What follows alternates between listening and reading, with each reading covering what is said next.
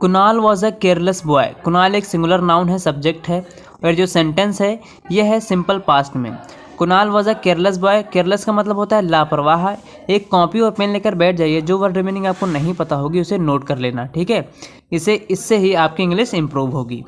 Kunal was a careless boy. Kunal जो था वो क्या था? लापरवाह लड़का था। कुणाल एक लापरवाह लड़का था। फुल स्टॉप यहाँ पर लगा है। अब हम आगे बढ़ते हैं, इतनी बात यहाँ से ख़त्म। ही ऑफन डिड थिंग्स केयरलेसली।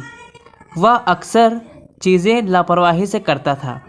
ये पास्ट इंडेफिनिट का सेंटेंस है, इसलिए डिड का मतलब यहाँ करता था निकलेगा। और ऑफन, इसे कुछ लोग ऑफ्टन पढ़ते हैं, लेकिन नहीं, इसे ऑफन पढ़ा जाता है, ठीक है।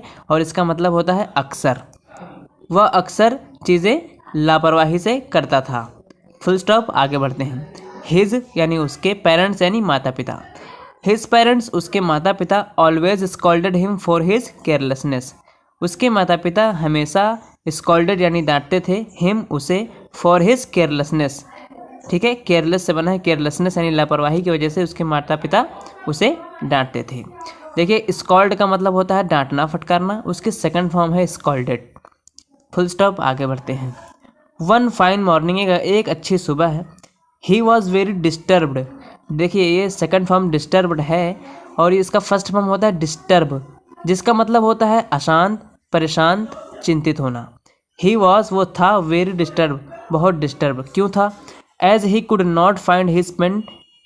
As he could not find his pen, क्योंकि उसकी पेन उसे नहीं मिली, इसलिए वो डिस्टर्ब था। देखिए, क्योंकि का जो इंग्लिश होता है वो होता है बिकॉज, और यहाँ पर जो एज लिखा हुआ, आप सोच रहे हैं कि एज लिखा है और हमने क्योंकि का इस्तेमाल क्यों किया, बिकॉज तो यहाँ पे नहीं है। लेकिन देखिए, एज का भी इस्तेमाल क्योंकि की तरह किया जाता है। यहाँ पर लिखा है as he could not find his pen, क्योंकि उसे उसकी पेन नहीं मिली। क्योंकि जगह पर एज का इस्तेमाल भी कर सकते हैं। जहाँ जहाँ आपको बिकॉज बोलना पड़े वहाँ पर आप बिकॉज को छोड़ के एज का इस्तेमाल भी कर सकते हैं, ठीक है। फुल स्टॉप, आगे बढ़ते हैं। He needed the pen to write his English test. He needed यानी उसे ज़रूरत थी, पास्ट में इसलिए नीड का नीडेड। नीड का मतलब ज़रूरत होता है, ये सेंटेंस जो है पास्ट में इसलिए सेकंड फॉर्म हो गया नीडेड। ही नीडेड, उसे ज़रूरत थी, द पेन, पेन की, टू राइट, यहाँ पर टू का मतलब के लिए की तरह इस्तेमाल किया गया है, टू राइट लिखने के लिए, हिज इंग्लिश टेस्ट, उसे उसकी पेन की ज़रूरत थी अपनी इंग्लिश टेस्ट लिखने के लिए, ठीक है। फुल स्टॉप, आगे बढ़ते हैं। ही सर्चड, उसने ढूंढा। सर्च का मतलब ढूंढना, खोजना होता है। सेकंड फॉर्म यहाँ है उसकी, सर्चड। ही सर्चड, उसने ढूंढा, फॉर इट, इसके लिए, ठीक है। उसने बहुत ढूंढा इसके लिए, एवरीवेयर यानी हर जगह, but could not find it, लेकिन नहीं पा सका। पेन, पेन की बात हो रही है। As Kunal was getting late for his school. अब यहाँ एज का इस्तेमाल फिर क्योंकि की तरह हम करेंगे, क्योंकि कुणाल को देर हो रही थी फॉर हिज स्कूल, अपने स्कूल के लिए, ठीक है। देखिए, गेटिंग का इस्तेमाल कहाँ किया जाता है, कहाँ नहीं किया जाता है, इसका इस्तेमाल कैसे होता है, अगर आपको नहीं पता है तो हमें आप कमेंट बॉक्स में लिख देना, ठीक है। कमेंट कर देना वीडियो के नीचे, हम उस पर एक प्रॉपरली वीडियो बना देंगे। He hurried down the road to catch the bus to school. He hurried down, ठीक है। He hurried down the road to catch the bus to school. देखिए, हरी का मतलब होता है जल्दबाजी करना, जल्दी में। ही हरीड यानी उसने जल्दी किया, डाउन द रोड, वो जल्दी से सड़क पर उतर गया, टू कैच पकड़ने के लिए, द बस, बस पकड़ने के लिए, टू स्कूल, स्कूल जाने के लिए। उसने क्या किया? रोड पर जल्दी से उतर गया बस पकड़ने के लिए, स्कूल जाने के लिए। फुल स्टॉप, आगे बढ़ते हैं।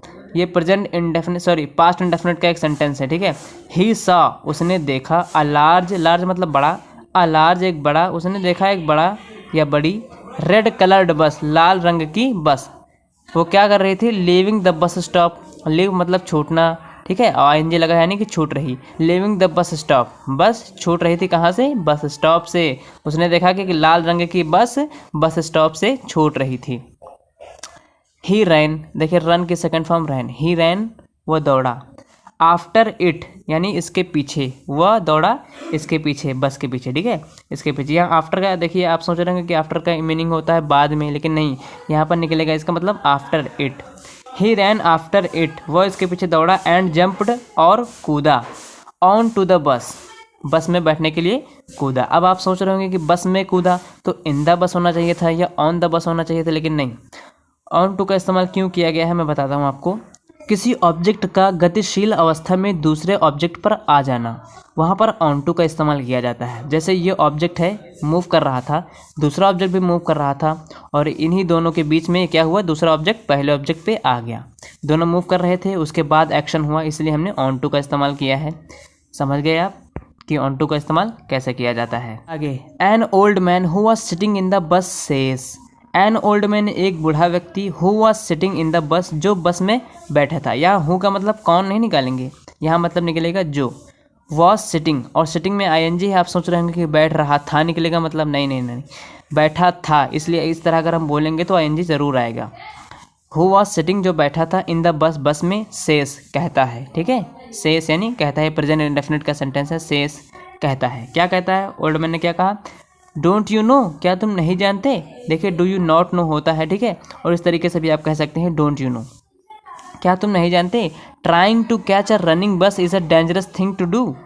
चलती बस को पकड़ने की कोशिश करना एक खतरनाक काम है। Trying to catch a running bus यानी प्रयास करना एक चलती हुई बस को पकड़ने के लिए, इज़ अ डेंजरस खतरनाक काम है। कुणाल क्या कहता है, आई एम इन अ हरी, मैं जल्दबाजी में हूँ। I have a test today, मेरा आज टेस्ट है। I don't want to miss my test, miss का मतलब होता है छोड़ना, छूट जाना, ठीक है, प्रेजेंट इंडेफिनिट का सेंटेंस है ये, नेगेटिव है उसका। I don't want to miss my test, मैं अपना टेस्ट मिस करना नहीं चाहता हूँ। तो ओल्ड मैन ने क्या कहा, देखिए ओल्ड मैन ने क्या कहा, इट्स बेटर, ये बेहतर है, टू मिस अ टेस्ट, कि टेस्ट मिस कर दो, देन इससे to miss the rest of your life, इससे अच्छा है कि अपने ज़िंदगी से हमेशा के लिए आराम करके चले जाओ, ठीक है, उससे अच्छा है कि आज का टेस्ट छोड़ दो। तो कुणाल ने कहा, sorry uncle, I shall keep it in mind and follow it, मतलब मैं इसे दिमाग में रखूँगा। कीप मतलब होता है रखना, इसे नोट कर लेना। आई शैल कीप, मैं रखूँगा, इट इसे, इन माइंड दिमाग में, एंड फॉलो इट, फॉलो का मतलब होता है पालन करना, ठीक है, एंड फॉलो इट और पालन करूँगा। द बस वॉज क्राउडेड, ये जो सेंटेंस है ये पैसिव वॉइस में है, इसके बारे में अगर आपको नहीं पता है तो कमेंट बॉक्स में कमेंट करना, मैं आपको बता दूंगा। द बस वॉज क्राउडेड, ठीक है, क्राउड की थर्ड फॉर्म है क्राउडेड। बस जो थी वो भीड़ भाड़ थी, बस में भीड़ भाड़ थी, भीड़ भाड़ से भरी हुई थी बस। कुणाल लुक्ड, कुणाल ने देखा, फॉर हिज फ्रेंड्स, यानी कुणाल ने अपने दोस्तों को ढूंढा, अपने दोस्तों के लिए देखा बस में चारों ओर। But no one was there, लेकिन वहाँ कोई नहीं था।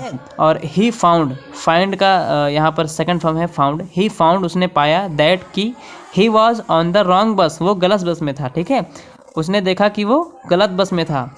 तब क्या हुआ, हिज फेस टर्नड पेल, यहाँ पर हिज फेस टर्नड पेल, उसका चेहरा जो क्या हुआ, टर्नड बदला, किसमें बदला, पेल। देखिए पेल लिखा हुआ है, इसका मतलब होता है फीका और पीला, नोट कर लेना, इसका मतलब फीका पीला। उसका फेस क्या हुआ, ये देखकर कि बस में कोई नहीं, मैं रॉन्ग बस में हूँ, मुझे टेस्ट के लिए और देरी हो जाएगी, ठीक है, उसकी टेंशन में आके इसने क्या किया, उसका जो फेस था वो क्या हुआ, पीला पड़ गया कि अब तो और देर हो गई। He jumped off the moving bus, ठीक है, ही जंप्ड, वह कूदा, ऑफ द मूविंग बस। यहाँ ऑफ का इस्तेमाल क्यों है, आप सोच रहे होंगे, फ्रॉम द बस भी हो सकता था, लेकिन नहीं, ऑफ का इस्तेमाल कब करते हैं, जब कोई ऑब्जेक्ट किसी सतह से अलग होता है, वहाँ पर ऑफ का इस्तेमाल करते हैं। इसकी स्पेलिंग आप देख लीजिए, OFF। जब कोई ऑब्जेक्ट किसी सतह से अलग होता है तो ऑफ का इस्तेमाल करते हैं। यहाँ देखिए ये लड़का ऑब्जेक्ट है, इसके बारे में बात हो रही है, इसने ऑब्जेक्ट सतह से यहाँ पर अलग हुआ है, ठीक है, तो इसलिए हमने यहाँ पर क्या किया, ऑफ का इस्तेमाल किया, ऑफ द मूविंग बस, यानी बस से ही जंप्ड, वो कूदा। ही landed with a bump on the road, he landed यानी वह उतरा, ठीक है, उसने लैंड किया, उतरा, विथ अ बम्प, टक्कर के साथ। देखिए बम्प नोट कर लीजिए, बम्प का मतलब होता है टक्कर, टकरा जाना, ठीक है। ही लैंडेड विथ अ बम्प, वो टक्कर के साथ उतरा, ऑन द रोड, सड़क पर, ठीक है। अ स्कूटर वॉज फ्रॉम बिहाइंड, एक स्कूटर वॉज कमिंग, आ रहा था, फ्रॉम बिहाइंड, बिहाइंड का मतलब होता है पीछे, पीछे से एक स्कूटर आ रहा था। It stopped just a few inches away from him, it stopped यानी ये रुका, स्कूटर ये रुका, just a few inch away, बस कुछ ही इंच दूर, फ्रॉम हिम उससे, इस लड़के से स्कूटर कुछ ही इंच दूर रुका। The women on the scooter, औरत जो स्कूटर पे थी, शाउटेड एट हिम, उस पर चिल्लाई। देखिए शाउट फर्स्ट फॉर्म होता है, उसके सेकंड फॉर्म शाउटेड लिखी हुई, यानी शाउट का मतलब होता है चिल्लाना, शाउटेड एट हिम, उस पर चिल्लाई। आगे बढ़ते हैं, चिल्लाकर क्या कहा वो मैंने, do you want to hurt yourself, ये प्रेजेंट इंडेफिनिट का इंटरोगेटिव सेंटेंस है। उसने उस औरत ने चिल्लाकर उस लड़के से कहा, कुणाल से कहा, डू यू वांट टू, क्या तुम चाहते हो कि हर्ट योरसेल्फ, क्या तुम अपने आप को चोट पहुंचाना चाहते हो। हर्ट का मतलब होता है चोट, ठीक है।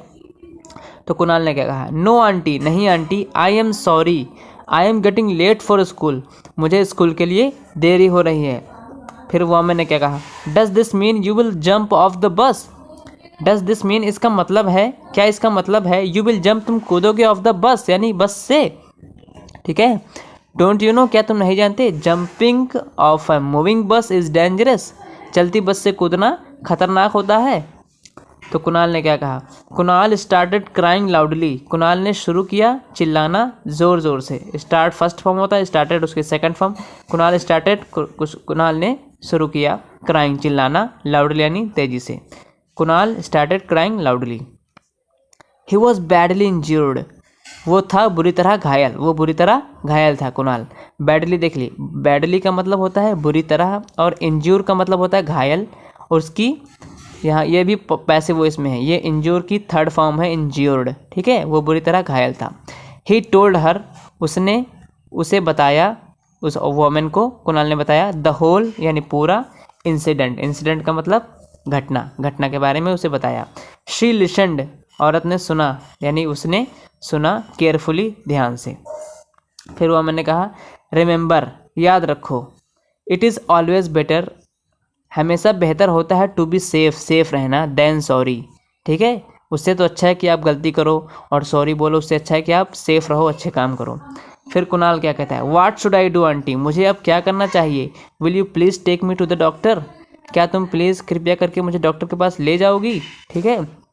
फिर वह मैंने क्या कहा, श्योर, ज़रूर, I can't leave you alone in such a situation, I can't leave you, मैं तुम्हें नहीं छोड़ सकती, अलोन यानी अकेला, अलोन का मतलब अकेला होता है, इसे नोट कर लेना।